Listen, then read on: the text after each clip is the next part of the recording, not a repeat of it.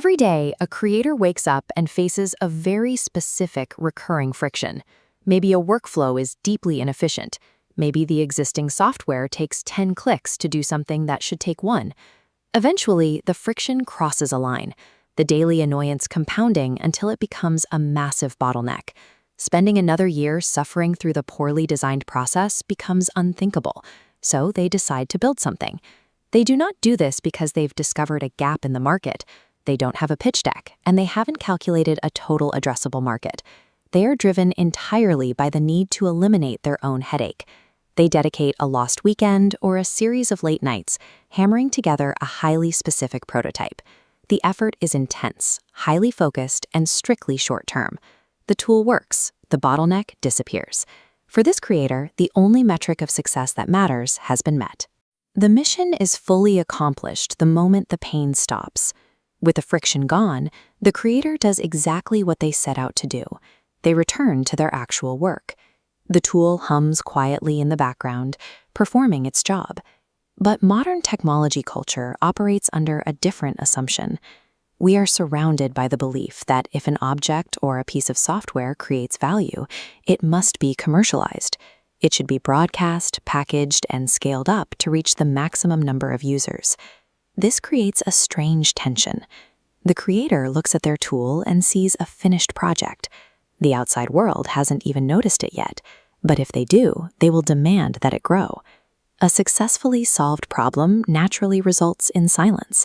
When the friction is gone, the primary motivation to build anything further, the irritation itself, is extinguished. Then, inevitably, someone else discovers the tool. They see how well it works and immediately offer a predictable reaction. This is amazing. You should sell this. You should start a company. This is the founder archetype stepping into the room.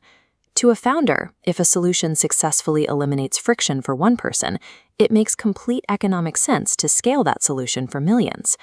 Confronted with the exact same object, the two parties ask entirely different questions. The creator asks, "Did we stop the leak?" The founder asks, "How large is the global market?" The artisan defines the problem as a discrete point requiring a perfectly fitting enclosure, a finished shape. To the founder, that resolution is merely a starting line.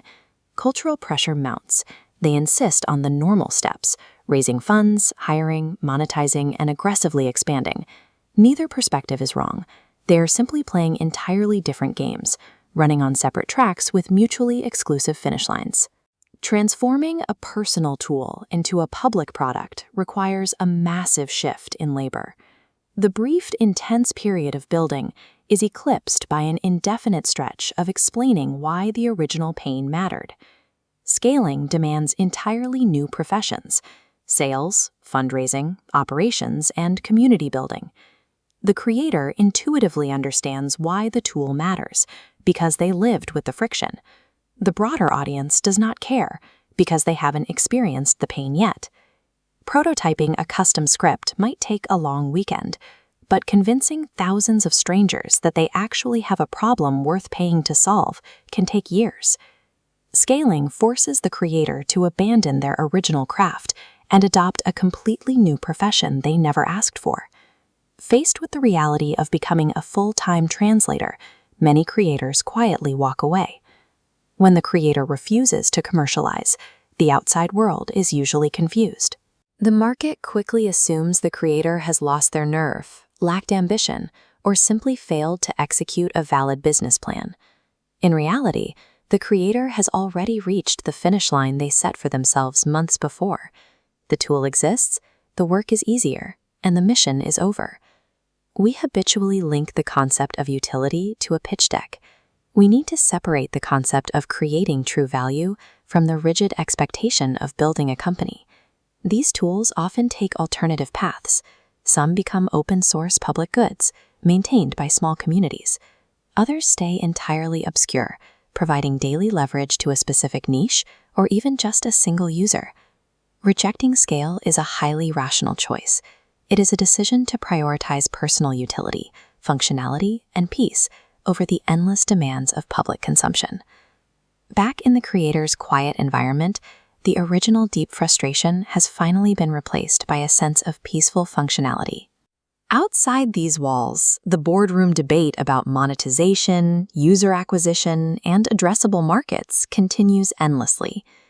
Inside, the creator simply boots up their tool, clicks a button, and watches it perform its task flawlessly, without any fanfare or quarterly earnings reports. Some of the most effective and interesting creations in the world were never meant to be businesses. A piece of work can be completely successful without ever becoming a company. The artisan never wanted an empire. The artisan just wanted the problem to stop.